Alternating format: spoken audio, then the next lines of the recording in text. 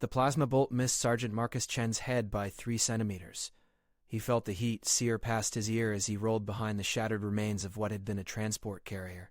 His rifle was down to its last charge pack, his left leg screamed with pain from shrapnel, and the rest of his unit was dead. All of them. 23 good soldiers reduced to scorched uniforms and silence in the span of 4 minutes. The Vraxis war machines advanced across the plateau with mechanical precision, their weapons humming with lethal energy. Chen checked his ammunition display. 47 shots remaining. He counted 19 machines still operational. The math wasn't favorable, but math had stopped mattering the moment Command ordered the retreat, and his captain told him to buy time for the civilian evacuation ships. Above the battlefield, suspended in her observation sphere, Matriarch Velshara of the Kithrak Dominion watched the human soldier with clinical interest. Her 4 eyes tracked his movements as he emerged from cover, fired 3 precise shots that disabled a war machine's leg joint, then disappeared again before return fire could find him. Efficient, desperate, alone. Matriarch, the human position will be overrun in 6 minutes, her tactical officer reported. Should we intervene? Velshara's crest flattened against her skull, a gesture of contemplation. The Kithrak had been observing this conflict between humans and Vraxis for 8 months, gathering data, measuring capabilities, determining which species might prove worthy of contact. The humans had shown courage, certainly, but courage alone meant little in a galaxy where 1,000 species had been extinguished by the Vraxis swarm. We observe, she said. Nothing more. Chen's rifle overheated after his next burst. He slammed a fresh charge pack home, wincing as the hot metal burned his palm through his glove. The pain didn't matter. Nothing mattered except the timer on his heads-up display. 4 minutes, 18 seconds. That's how long until the last civilian ship cleared orbit. Command had been clear. Hold the line. Buy time. Die if necessary. He'd made peace with the dying part. What he hadn't expected was the small voice behind him. Soldier man, why are you still here? Chen spun, bringing his rifle up, then froze. A child stood 10 meters away, no older than 6, clutching a torn stuffed animal against her chest. She wore a yellow dress covered in dust and ash. Her face was streaked with tears, but her eyes were steady, watching him with the kind of calm that only came from being too young to fully understand death. Jesus Christ, Chen breathed. Kid, where the hell did you come from? My mommy told me to run to the ships, but I dropped Mr. Desk first. Whiskers and came back. Are the ships still here? Chen's blood went cold. He accessed his calm, but static greeted him. The Vraxis jamming was absolute. He looked at the child, then at his display. 3 minutes, 41 seconds. No, sweetheart, he said, keeping his voice gentle despite the ice in his gut. The ships are gone. Are more ships coming? I don't know. Are the monsters going to get us? Chen looked past her at the approaching war machines. 16 now. He'd taken out 3 more while talking. His rifle showed 29 shots remaining. Not if I can help it, he said. Come here. Stay behind me and don't move, understand? She nodded and scurried behind the carrier wreckage, clutching Mr. Whiskers tighter. In the observation sphere, Velshara leaned forward, her crest rising in surprise. Magnify Sector 7. The image sharpened, showing the human soldier and the small figure behind him. Velshara's translator parsed the conversation, and something shifted in her chest, a sensation she hadn't felt in decades. Her own children were grown now, commanding their own vessels, but she remembered the fierce protectiveness that had consumed her when they were small. Matriarch, scanners detect no other human life signs in the area, her tactical officer said. That child was missed in the evacuation. I can see that, Kylrin, Velshara said quietly. She watched as the human checked his weapon, his movements careful despite his injuries. He positioned himself between the child and the advancing machines, adjusting his stance to provide maximum cover. He knew he was going to die. That much was obvious, but he'd changed his tactics. Before the child arrived, he'd been mobile, aggressive, making himself a difficult target. Now he was stationary, defensive, turning himself into a wall between the Vraxis and the girl, a wall that would fall. Tactical assessment, Velshara commanded. Can that human survive the next engagement? Kailarin's sensors flickered across her console. Negative, Matriarch. His weapon's energy reserves are insufficient. He's injured. The Vraxis will overwhelm his position in 90 seconds. And the child? They will execute her immediately upon contact. Velshara's claws extended, scoring marks into her command throne's armrest. In 30 years of military service, she'd watched countless species make their stands against the Vraxis. She'd seen bravery and cowardice, cunning and foolishness, victory and defeat. But she'd never seen someone choose certain death for a stranger's child without hesitation, without even the promise of witness or remembrance. Below, Chen fired again. 15 war machines remained. 23 shots left. The girl hummed softly behind him, a children's song that sounded familiar even across the gulf of species. Chen didn't tell her to be quiet. If these were her last moments, she deserved whatever small comfort she could find. He sighted down his rifle, took a breath, and waited for the machines to come into optimal range. His hands didn't shake. They never had, even during his first combat deployment 15 years ago. Steady hands were a gift. Today they'd have to be enough. Matriarch, Kaelrin said. The Vraxis are executing final approach protocols. Impact in 60 seconds. Velshara watched the human sergeant adjust his grip on his weapon. She watched him glance back at the child, offer her a small smile despite the blood running down his face. She watched him turn back to face impossible odds with the kind of calm her own warriors spent lifetimes trying to achieve. The galaxy had rules. Non-interference was among the most sacred. The Kithrak Dominion didn't involve itself in conflicts between lesser species. They observed, they judged, they moved on. But Velshara was a mother before she was a matriarch, and some things transcended rules. Weapons, she said quietly. Target those Vraxis machines. Matriarch, the Council strictly forbids. I am aware of what the Council forbids, Velsera interrupted, her voice carrying the weight of command that had led fleets through 3 wars. I am also aware that I command this vessel, and I will face whatever judgment comes. Now target those machines before that human and child die, or I will find someone else to do it. Kaelrin hesitated only a fraction of a second longer. Then her claws flew across her console. Targeting solution locked, weapons charged. Fire. He threw himself over the child as energy beams lanced down from orbit, each one precisely striking a Vraxis war machine. The metal constructs didn't just fall, they disintegrated, reduced to molten slag, and scattered components in the span of heartbeats. The ground shook with secondary explosions. Heat washed over Chen's position in waves, then silence. Chen raised his head slowly, hardly daring to believe what his eyes reported. The battlefield was empty except for smoking craters and twisted metal. Every single Vraxis machine was gone. Destroyed. Soldier man? The girl's muffled voice came from beneath him. What happened? Why did the sky turn purple? Chen rolled off her, his mind struggling to process what he just witnessed. That kind of precision orbital strike required technology decades beyond what humanity possessed, and it had come from nowhere, targeting only the enemy forces while leaving him and the child completely untouched. His comm crackled to life. Human sergeant, a translated voice said, feminine but alien in its harmonics. Do you require medical assistance? Chen grabbed his comm unit with shaking hands. Who is this? Identify yourself. I am Matriarch Velshara of the Kithrak Dominion. My vessel is in high orbit above your position. You are injured. The child appears unharmed but frightened.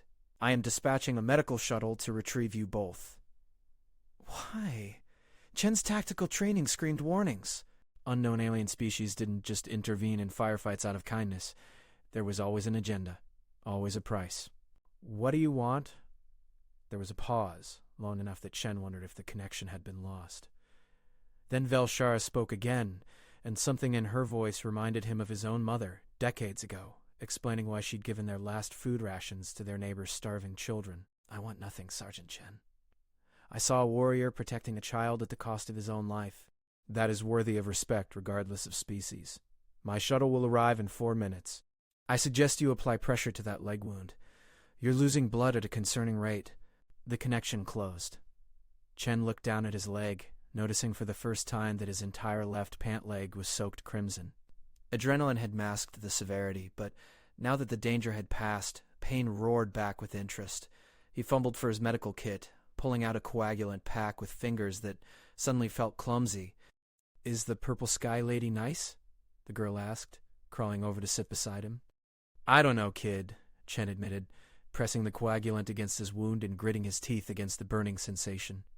I've never met a Kithrak before. Will she hurt us? Chen thought about those precision strikes, about the voice that had asked if he needed medical assistance, about intervention that violated every protocol but matched something deeper and more fundamental. "No," he said finally, "I don't think she will." Above them, invisible against the glare of the sun, Velshara's observation sphere began its descent. In the command throne, the Matriarch watched her tactical displays with satisfaction. The human's vital signs were stabilizing. The child showed no signs of serious trauma beyond fear. The Vraxis in the sector had been routed by the loss of their ground forces. "Matriarch," Kalerin said carefully, "I must formally notify you that I am required to report this intervention to the Council. They will demand an explanation." "Then you will report it," Velashara said calmly. "And when they demand an explanation, you will tell them that I witnessed a member of an unknown species demonstrate the highest ideals of protection and sacrifice. You will tell them that intervening was not a violation of our principles, but an affirmation of them. And if they disagree, you will tell them they are welcome to come remove me from command personally."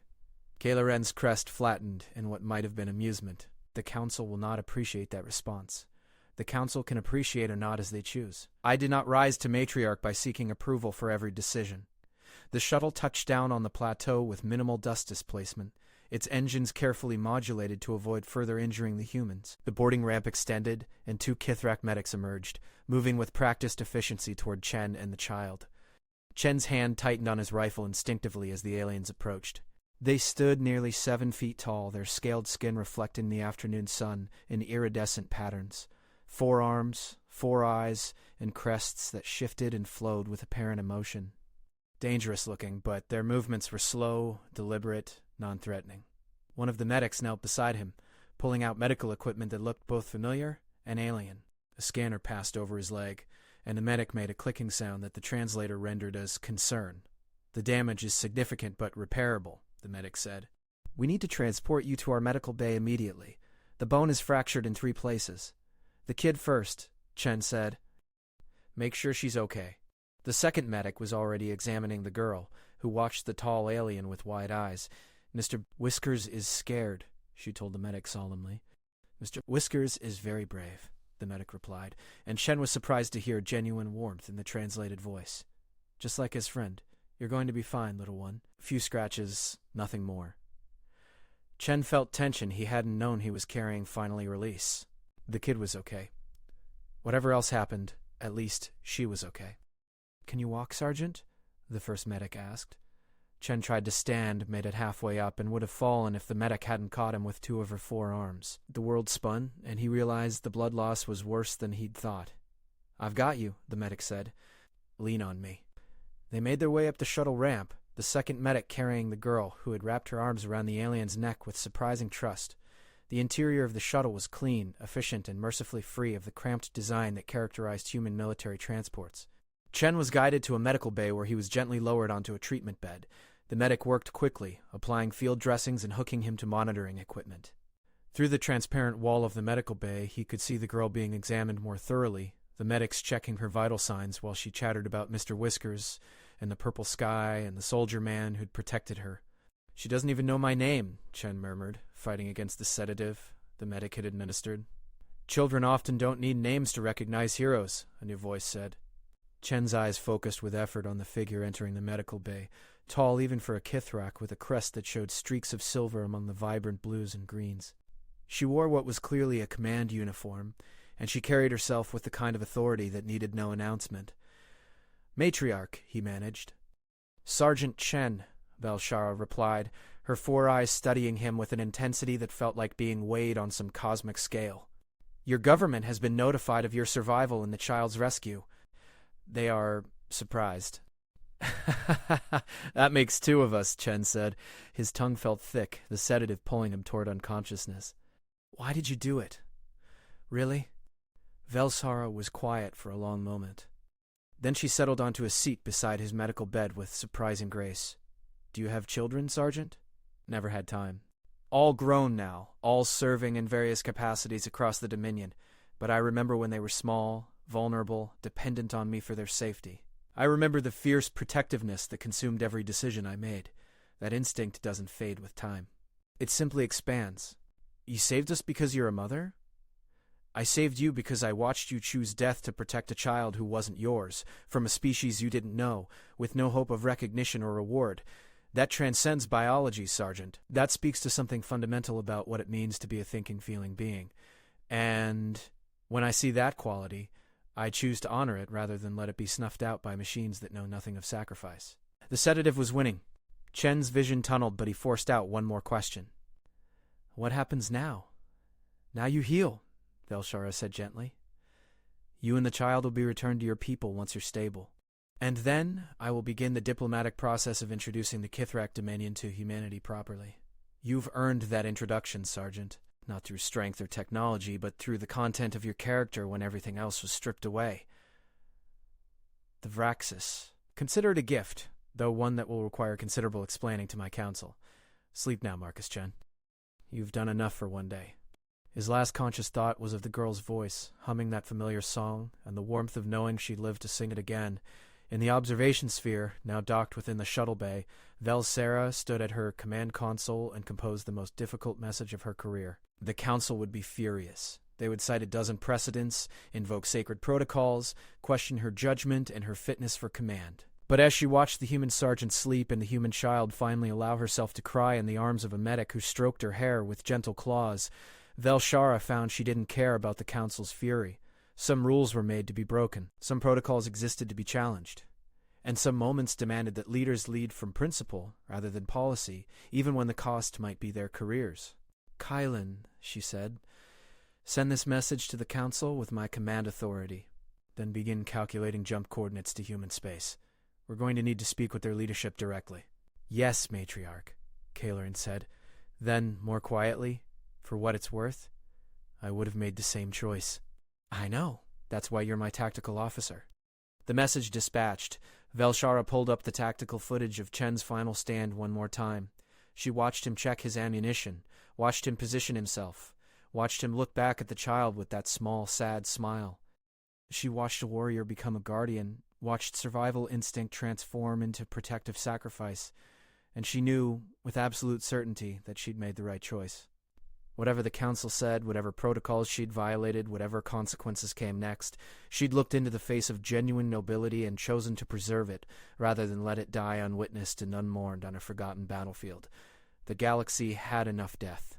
It needed more moments like this, more warriors willing to stand, more children being given a chance to grow, more species learning that courage and sacrifice weren't unique to any one race, but universal qualities that deserved recognition and respect. Velshara settled into her command throne and began drafting her defense for the council, but her eyes kept returning to the medical bay monitors where the human and the child rested, alive because someone had chosen principle over protocol. She wouldn't apologize for that choice.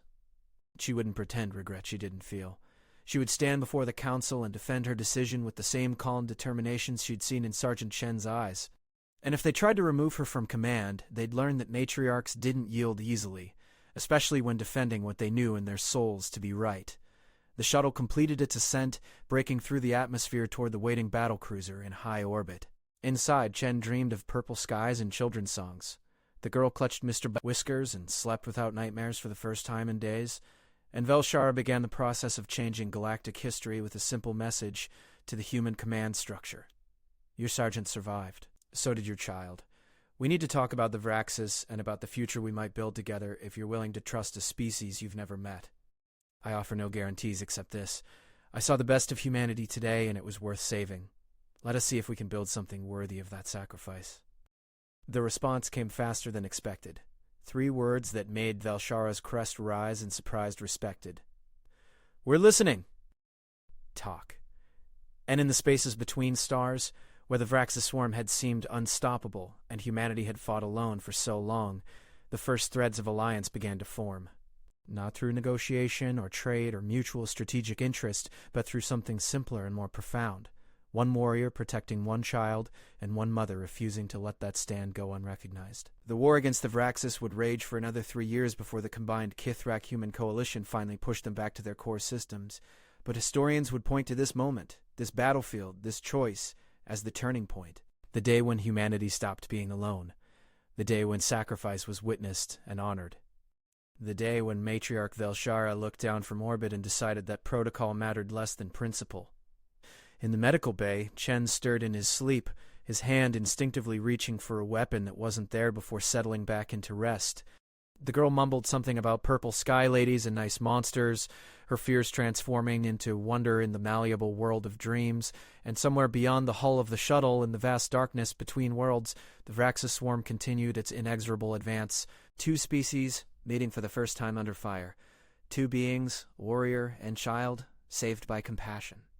1 matriarch, choosing to act rather than observe, to honor rather than ignore, to build rather than maintain. The beginning of everything that would follow. The moment when the future changed direction, carried on the wings of courage and the weight of a mother's choice. And in the quiet of the medical bay, surrounded by alien technology and unknown possibilities, Marcus Chen slept the sleep of the exhausted righteous, knowing he'd done what he'd been asked to do. He'd bought time, protected the innocent, held the line. That the line held him in return, that rescue came from impossible quarters, that his last stand became a first meeting. These were gifts he hadn't expected and probably didn't fully understand, but they were gifts he'd earned through every decision he'd made in those final desperate minutes. Gifts he'd carry for the rest of his life. Just as Vel Shara would carry the weight and pride of this choice for the rest of hers. 2 lives intersecting across impossible distances, creating ripples that would reshape the galaxy. All because 1 man stood when he could have run, and 1 woman intervened when she should have watched. The universe often turned on such moments. This was simply the latest and perhaps the most profound in the endless dance of choice and consequence that defined sentient existence.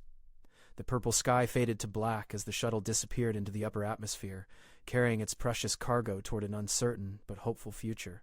And on the battlefield below, amid the wreckage and the silence, Mr. Whisker's torn ear fluttered in the wind, forgotten but not lost, waiting to be retrieved by a grateful child who would keep it forever as a reminder of the day the purple sky saved her life and the soldier man who'd been willing to give his own for hers.